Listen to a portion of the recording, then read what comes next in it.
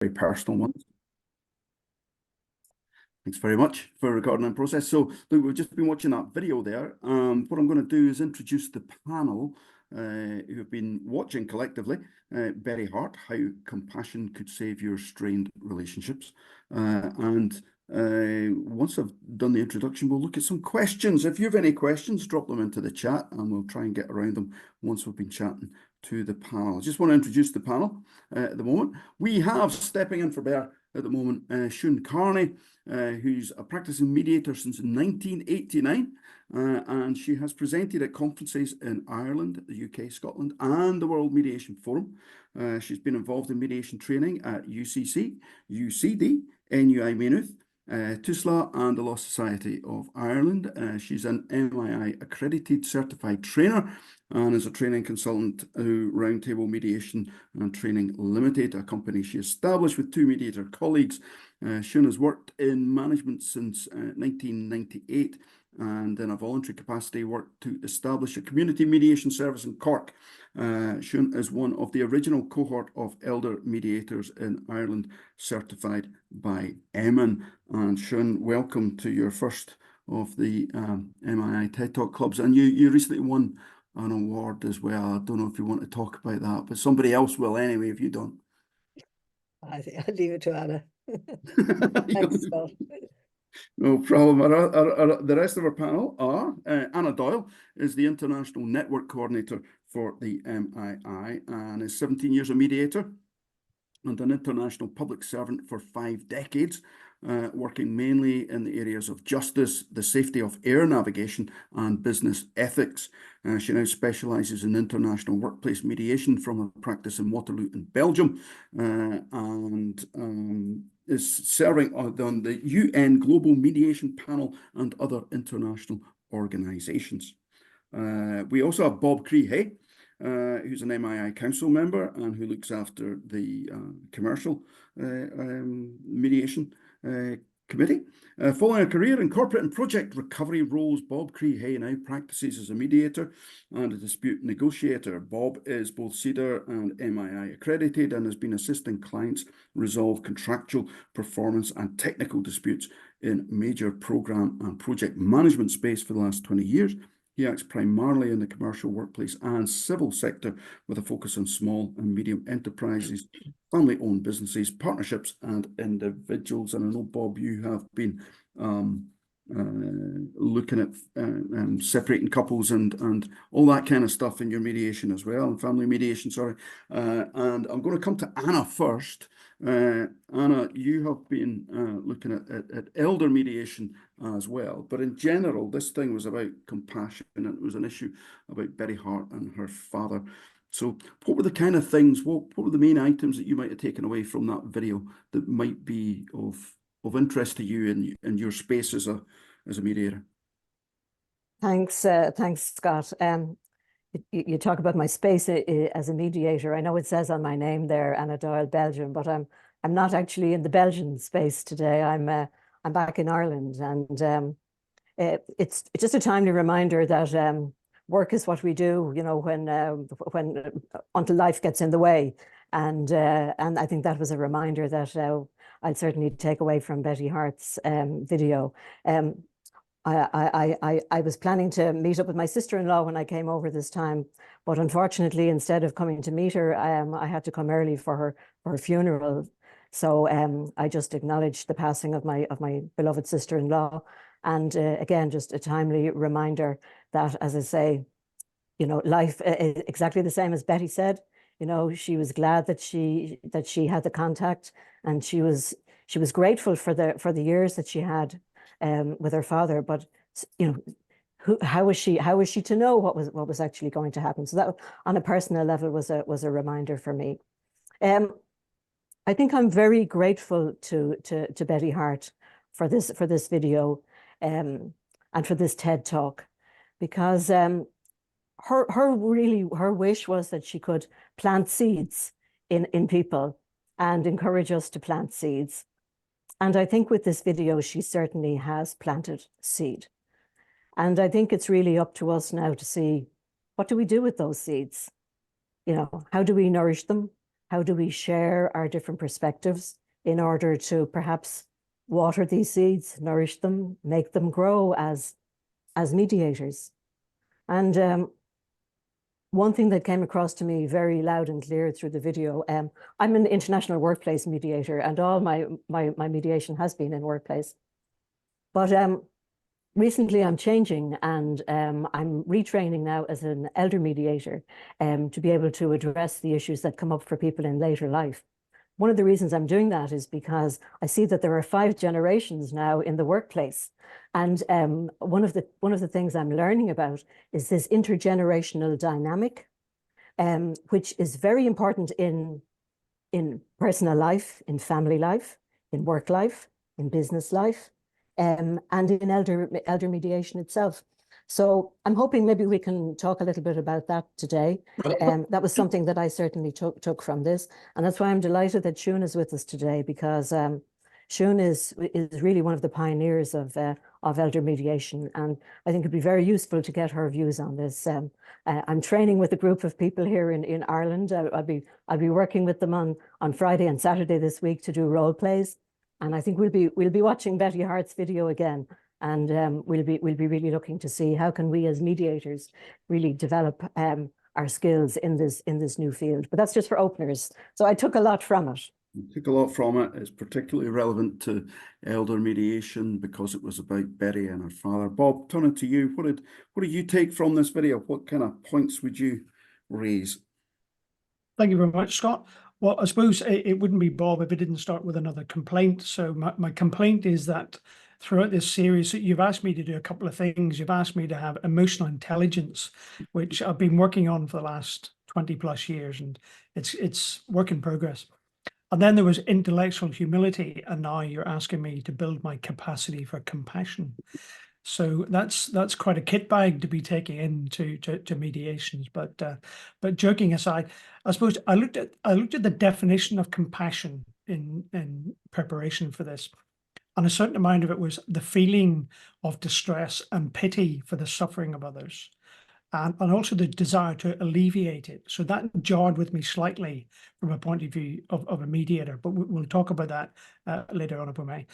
What it actually made me think was about similar experiences of my own, and in particular, my capacity for stubbornness, because, and particularly in Betty's case, where our capacity to self-justify not talking to someone, or in that modern parlance, in cancelling someone, you can justify that till the cows come home. And actually, the longer it goes on, the more challenging it becomes. And therefore, if I rely on my own opinion, then I just get truly lost in my own echo chamber. Now, that may be a warm and fuzzy place, but the only person who's right in that echo chamber is me. And ultimately, you can pay a price for that. So I'll finish for that at the moment. Compassion, yeah, question mark. But I will put it on my list. Okay, thanks very much, Bob. There are a number of kind of quotes that came up through the. We'll come back to that. I think were very useful, and you touched on a couple of them there, Bob. Siún, you've come in today. What did you think of Betty, and what have you picked up from that particular video, that TED Talk that we just looked on compassion? Yeah, well, I picked up a huge amount, both as a person and as a mediator. I suppose I really like the way she defines compassion as meaning to suffer with someone, and she calls that empathy. And I suppose for me, being a mediator, empathy has to be at the heart of that. I saw so many resonances for mediation practice in her story, not just in elder, obviously her own personal story, which she was so courageous in sharing, and there's such learning in it for those who work in the area of elder mediation. And you know, Bob has referred to things like capacity, and we'll be coming back to that because that is such a huge part of elder mediation, working within that premise. But I suppose just for me, I suppose the majority of my mediation career has been in the area of family, workplace, but mainly family, and then developing into elder. And I suppose I just see what she's saying, that the whole idea for me is, as a mediator, that, you know, being an agent of change, but not being afraid of difference. And I think, you know, that there are, I suppose, compassion is at the heart of what we do. We're the agent, we're the facilitator of what's going on between the parties. But I think the sort of, for example, a skill that anyone who knows me knows how much, and I say this a bit like Bob with a bit of wickedness in me, is I love creating dissonance. To me, that's a very powerful tool in mediation. But I would like to think that it's done with empathy. And to me, that sort of jumps straight into my head in listening when Betty talks about planting seeds. I think that's a very nice, easy way of doing that. You know, when you're getting somebody to actually self-question without reprimand, without, you know, challenge or without criticism. So I loved that idea. I loved the phrase she used because it brought me right back to my very early training in the Family Mediation Service when it was first established, when John Haynes came over. It was one of the early phrases that always stuck with me because, as I'm sure many of you know, mediation, particularly in the family arena, was sort of informed or came through the whole Quaker way of thinking. And that phrase, walking in the other person's moccasins, is something that's always been in my head. And I love that idea because that's what I think we're doing as mediators, not just ourselves, but what we're really doing is helping the people we're working with to walk in other people's steps. And I think Betty did that so beautifully in the way she related back to the loss when she and her father were apart, but yet retaining that footstep that was there in the past that they've managed to get back and to walk together again. So just that's my initial kind of comments, Bob. Yeah, I'm going to stick with you, Sharon. We don't know what the argument was about that kept them apart for 10 years. We don't know what that was. We know that something happened and Betty got in touch, type of thing. Is compassion something that comes in waves? Is it something I see it in little children that you know that feel sorry for little children when they fall over and all that kind of stuff. Yeah. And it seems to disappear in your middle adulthood, and then when you come back and it's you know, she felt compassion 10 years earlier.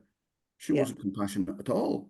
You know, and then when you get older and you live life and you see the way that and you care, is it something that ebbs and flows?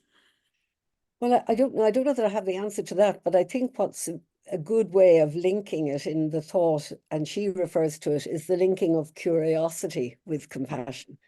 Because for me, curiosity isn't just wanting to get information. Curiosity is about what's behind a word that's spoken, what's behind a thought, what's most importantly, perhaps behind the need. Why are you working with people? What do they hope to gain out of that? And I think going back to Anna's introductory part, particularly working with elder mediation, I think you're probably right, compassion does. I mean, very often you find in elder mediation that you're asked to be there to help facilitate perhaps arrangements or relationship breakdown between an older person who may well be in the start of a different journey into dementia. And so there are, you know, additional challenges there. But the irony is that because that person is an older person, the family who are around them, other than their partner, spouse, if they're still alive and part of it, are their children who are middle-aged. And so frequently, and I'm sure you're finding this, Anna, in your learning around it, we find ourselves in elder mediation being put in a position to mediate middle-aged siblings who are trying to bring their issues, which may involve the older person or may involve themselves. So one of the challenges for elder mediation is being very clear what your purpose is. So I certainly, when I think of some of the cases I've worked with, I'd agree with you, Bob, that the compassion has changed. But because it's been a lifetime of a relationship, in Betty's case, it was a major piece that came 10 years prior to her reconciling with her dad. But it may well be a child who, you know, as a late teen, fell out with dad, had different value systems, left the family, moved away, and is still full of the anger and hurt and pain of maybe a 10, 15, 20 year. And yet you find in the process of mediation, through the questioning and the reframing and the perspective taking, that they actually want to get back. You know, they almost want to go back to being, I'm thinking of one case where, you know, a kind of 35-year-old man was deeply hurt. And yet, when we talked about the past, the joy he talked about when he was between 5 and 10, and the things he did with his dad, which had been completely annihilated from his memory because of his feeling of rejection in that family. So by focusing, I think, on compassion and helping him to realize what the positive that was there, that enables the compassion then to be worked out between the two. And if, as Anna says, there's a capacity issue, then it's even more challenging, because you don't want something that's based on sympathy, you want something that's based on empathy. So I don't know whether that answers what you were asking. I think it does. Sorry. I think it does. I'm going to bring Anna back in. Anna, what else do you think here? Any phrases, anything that struck you that might be useful, maybe even outside elder mediation? Yeah. Well, what struck me was what you just said a minute ago, Scott. You know, when you asked Siún, you know, this thing that we call compassion, does it come in waves? And I really appreciated Siún's response, because you could see the full breadth of her experience and her wisdom in responding to you. But it resonated with me on another dimension when you said that, does it come in waves? And I think the waves do come, but it's beyond what we call conventional time. It's in this Greek concept almost of the kairos time, you know, where time stands still, you know, when you're looking at a beautiful sunset, or there's a moment when you catch your breath and everything is in almost in slow motion, you know. So I think those kind of waves then take us into a different world. And the world then is really that precious moment in time, you know, and then expanding it outside of that to the personal, then maybe to the professional, then maybe to the community, then to the national, international, global. And compassion is something really now that we need to have for the planet.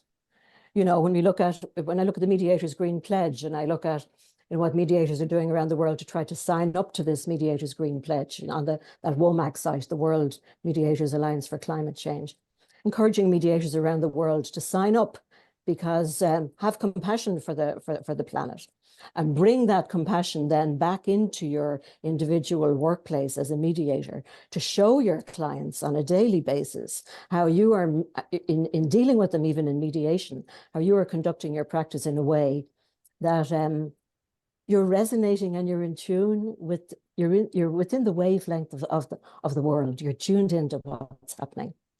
And that's where I think these waves are important. She mentioned that what did she say? She said she found an amazing duo, and she referred to the two justices of the Supreme Court. But I think you don't have to look very far in Ireland at the moment to see another amazing duo. When you look at what's happening in Northern Ireland at the moment, and you look at the fact, you know, that they had elections a couple of years ago, but nobody could take their seats because of the disputes and because of differences over who'd be the first minister, and really, you know, all the people went out in the street there recently, and there was a strike to say the government, you know, we need a government. You have to have compassion on the people. You have to govern us. We've elected you. This is something that you really must do. So for me, the amazing duo at the moment is when I look at the courage, and I look at really the compassion in action of those two wonderful people in the north, Michelle O'Neill and Emma Little Pengelly.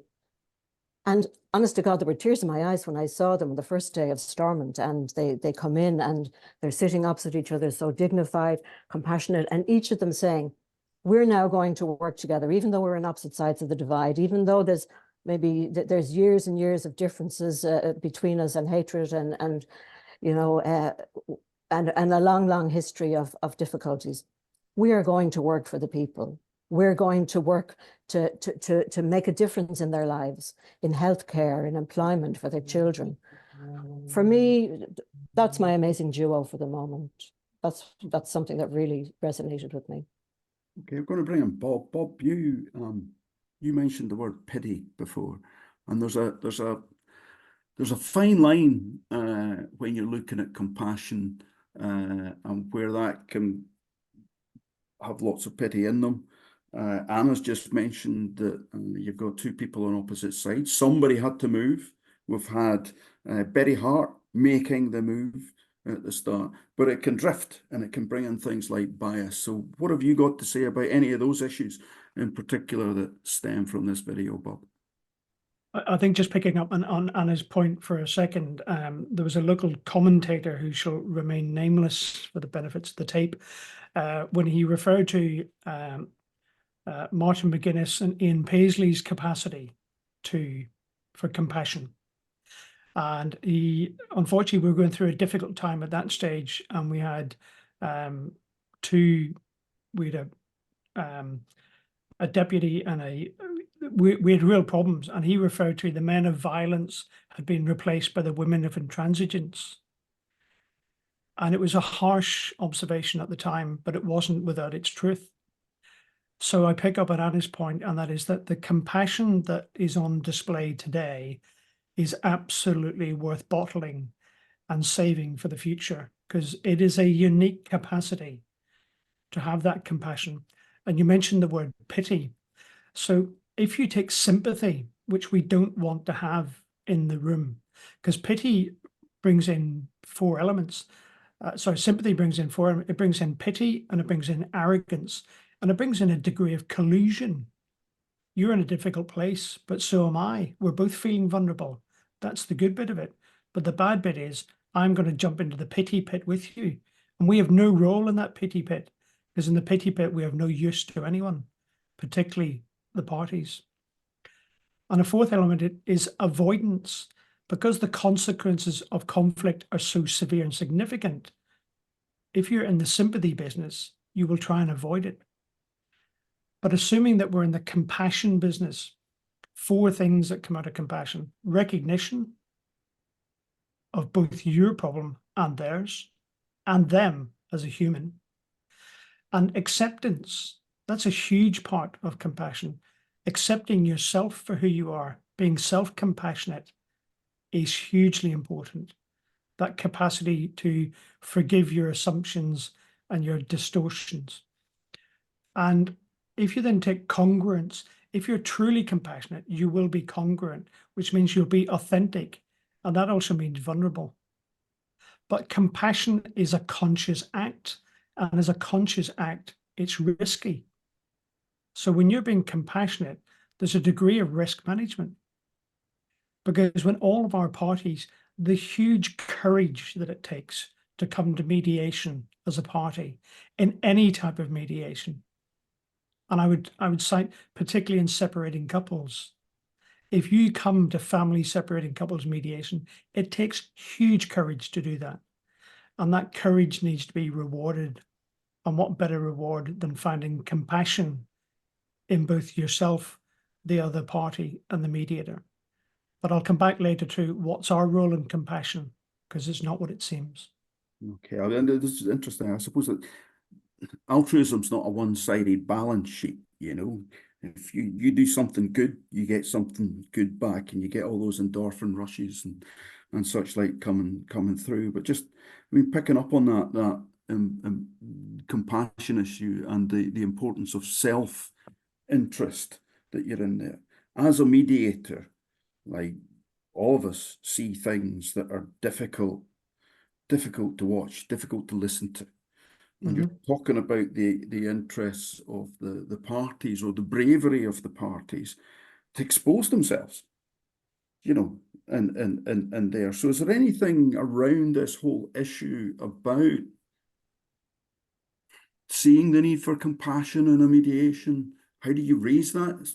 It's not something you can really raise in a joint session. So maybe something you can do pre-mediation. Is it something you do in a call? How would you bring that in, Bob, in your I think to lighten the mood a bit, I'd like to go back to walking in somebody else's moccasins or their shoes. Okay.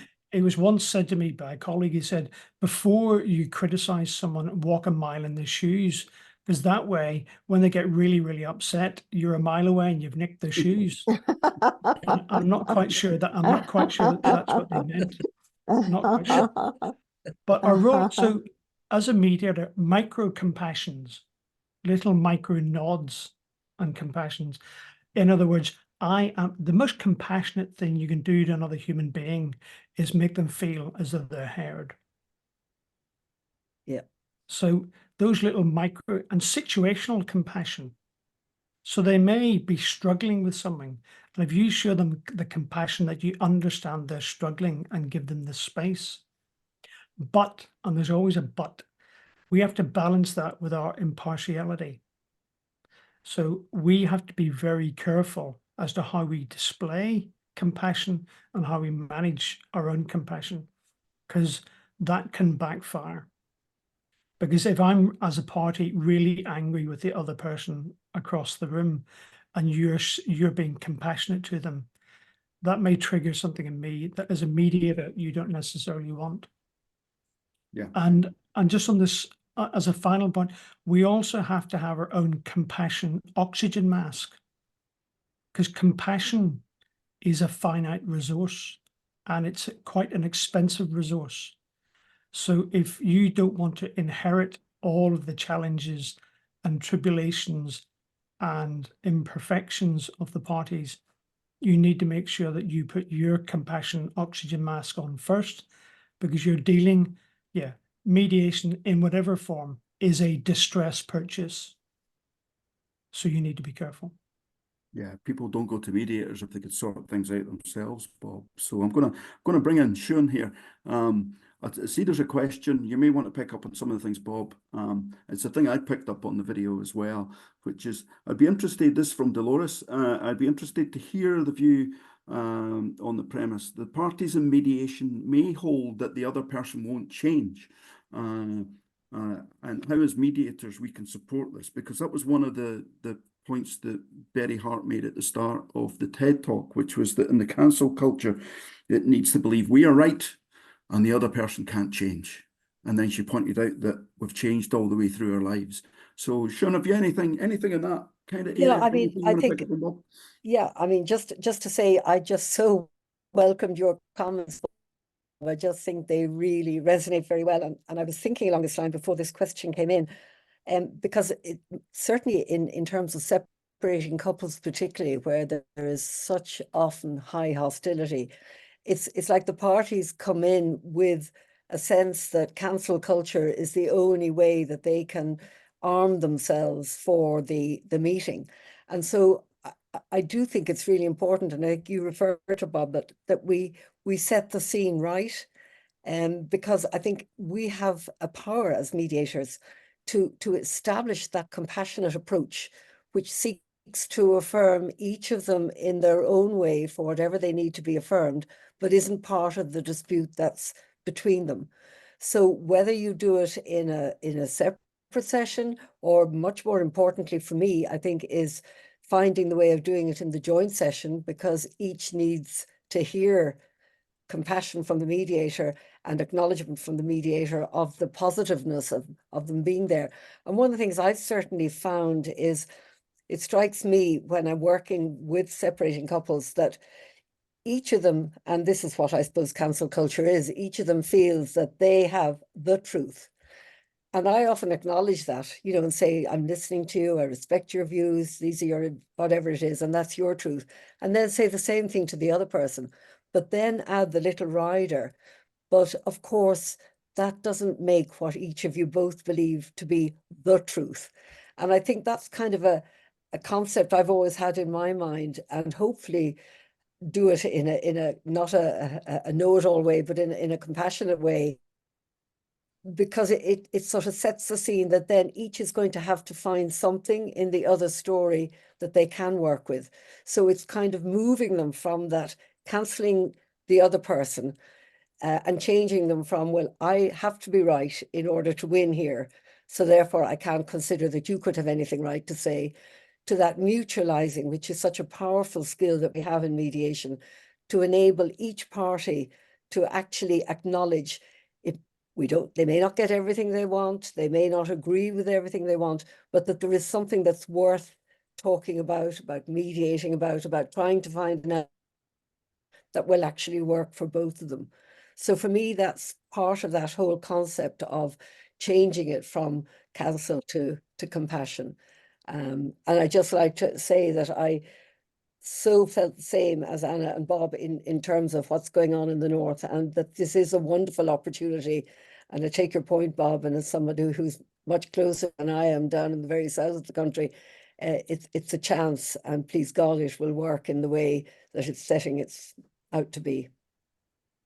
Okay, thank you very much. So that's my Sean. Anna, turning to you, was there anything else you'd picked up there from the discussions, or what was it that Bob got the likes for, the micro compassion acts? Absolutely. Well, I'll tell you, micro compassion acts, that resonates with me too, because many years ago in the late 70s, I had the joy of working with the first ever Minister of State for Women's Affairs and Family Law Reform, Nuala Fennell, who was appointed by the government at the time, and she was the woman who had micro compassion.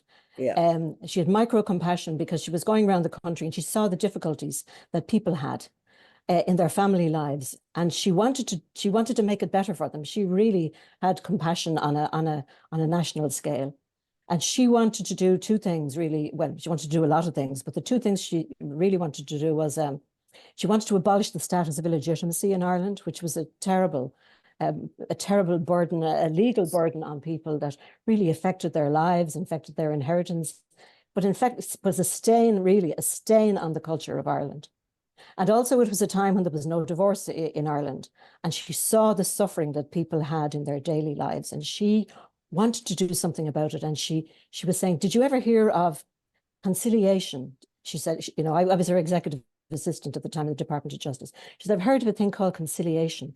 I've heard of a thing maybe that they have in the States, or they have in England, or maybe we could explore it, and somebody said it should be called mediation, but I don't know. But we need to do something about this. We need to bring something in. We need to be able to give people somewhere to go in their lives, rather than into the dead ends of violence and just destruction and complete helplessness and hopelessness that the country was in at the time.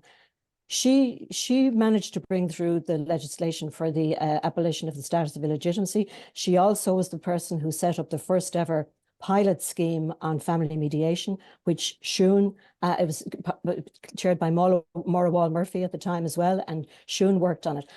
That was micro compassion that she had for every individual person really in the country.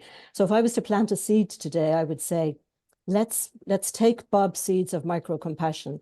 Let's add them to the efforts and the genius really that people have brought to put these problems down through the years, including, and I acknowledge hugely, Siún and Maura Wall-Murphy and Nuala Fennell, the late Nuala Fennell, in what they have done by really bringing in this change and combining courage with compassion. And just coincidentally, I saw something the other day. The elders, that group that Mary Robinson and key players all over the world are involved in. The elders have actually written an open letter now to governance all over the world. And it's open at the moment. They're inviting people to add their signatures to it. But just before I came on, I saw that they said, show compassion for all people, designing sustainable policies which respect that everyone is born free and equal in dignity and rights. Because they say that we're on a precipice at the moment in the world. Half of the world is going to be going to elections in this year. And they say that the signatories of this letter call on world leaders to work together to address these existential threats more decisively. I think as mediators, we're very well placed in the work that we do, whether it's workplace, elder, civil, compassion, commercial, family, or whatever. We're very well placed to be able to begin to formulate a kind of almost like a kaleidoscope perspective on what it is that the world needs now in terms of support in relation to mediation. I feel like writing to the elders and saying, in your next letter, open letter, or in this one, please acknowledge and support the role that mediation can actually help to play in aiding you to get legislation and to get compassion at a time that's really very badly needed in the world. So that I'm just wanting to plant that seed and nourish it and see where it goes. It was a general sprinkling, as you can see. That's okay. That's okay. It's the time of year when we should all be putting seeds out in the garden. Bob, can I come to you? Can I come to you? There's a question there from Josephine, which I think ties in with one or two of the other parts, and including bias and savior syndrome and all kinds of stuff. Do you agree that keeping ego in check plays an important part in compassion? No. I think we need to be careful, because we've talked a lot about the role of mediation and the role of mediators, but we've always, I suppose we've got to remember that we're in the business of strained relationships. But ultimately, the only people who are going to resolve those strained relationships are the participants. And actually, we've got to reward compassion within our participants, because there are rewards, and you can get these relatively easily, because clients who employ compassion are rewarded with a number of advantages. When you're compassionate to someone, you evoke revealing responses. People reveal themselves and what they're thinking when you're compassionate to them. It catches them off guard. And I'm not saying manipulate. I'm not saying be clever. Be compassionate. You'll be amazed what happens in response. I think Betty probably discovered that as well. And what it also does, it moves you beyond the presenting arguments and the adopted positions, because it disarms them.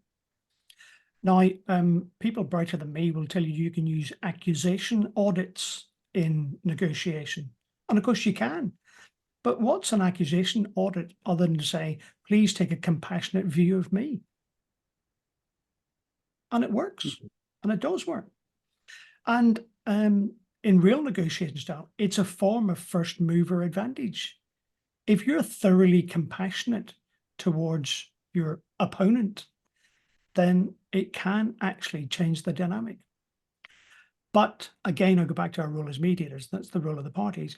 We need to model compassion to clients and parties, both individually, jointly, but we also need to extend compassion to the process. And we need to do all of that whilst being impartial. So that shopping list that's ever growing, Scott, that you keep giving me about being, was it intellectually flexible or something, and emotional? So there's a lot going on, but actually we're the process managers. Ultimately, clients extending compassion to each other has to be a goal of mediation. Okay, yeah, and certainly it's not a passive thing, albeit we've got to listen in mediation. It's not a passive occupation. I'm going to bring Shona in as well.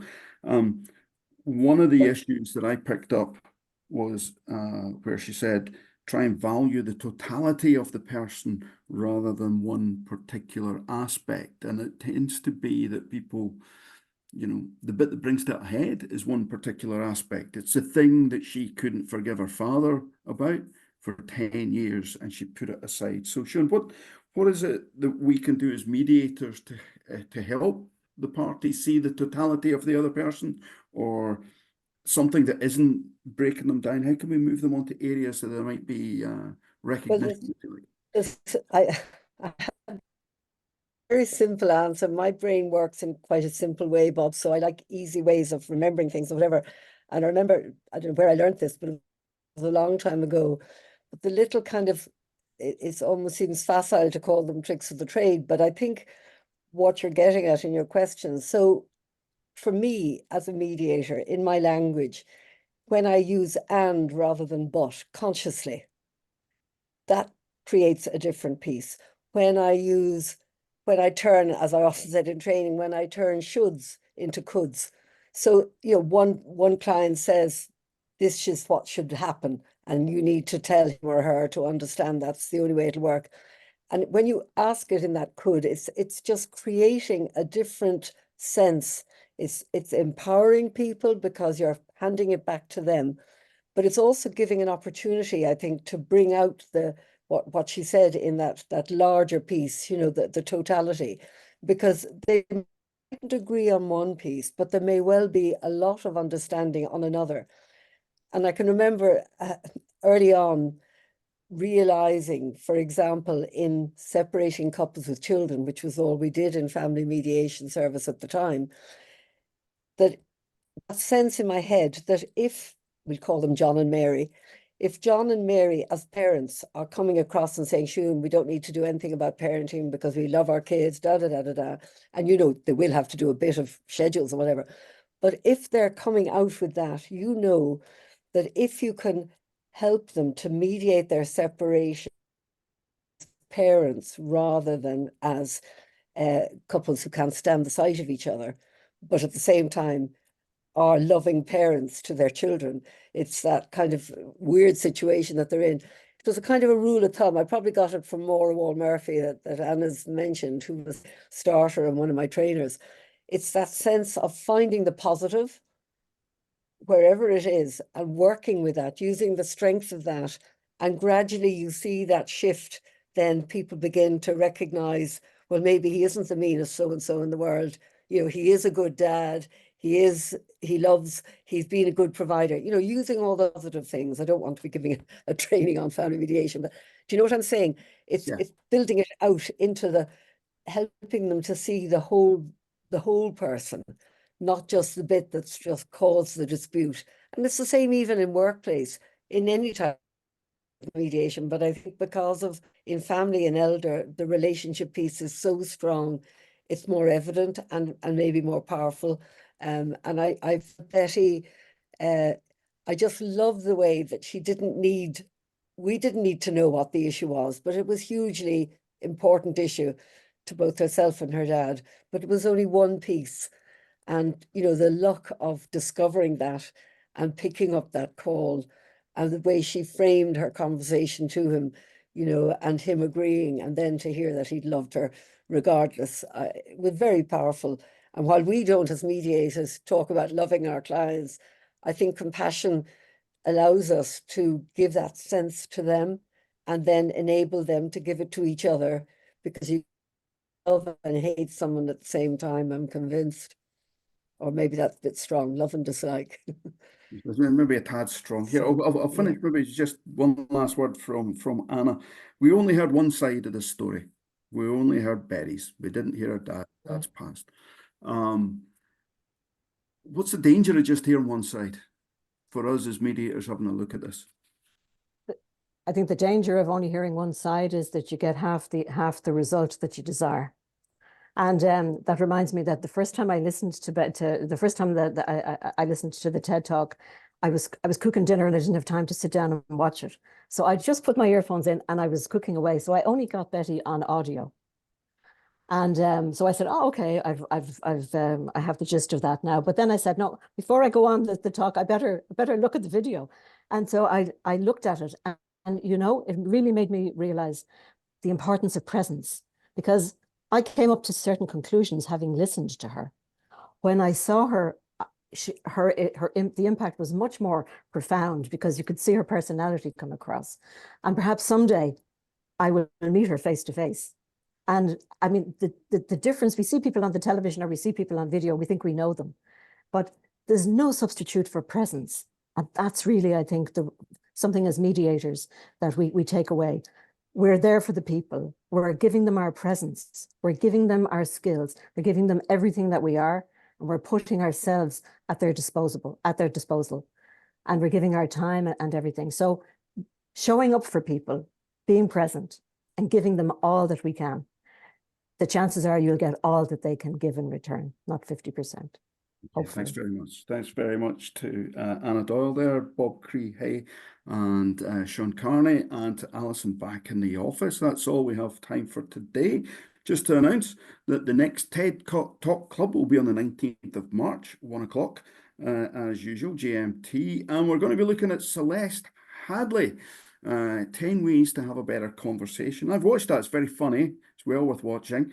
And Bob's going to have to come up with even more skills because many things within that particular video about having a conversation from our point of view, how we can help other people have a conversation. So thanks everybody for watching. We'll send out the link. Please spread the word. Anyone's welcome. You don't have to be an MII member. But thanks to everybody. Thanks, Alison. Bye, everyone. Bye, everybody. Thank you. Thanks very much.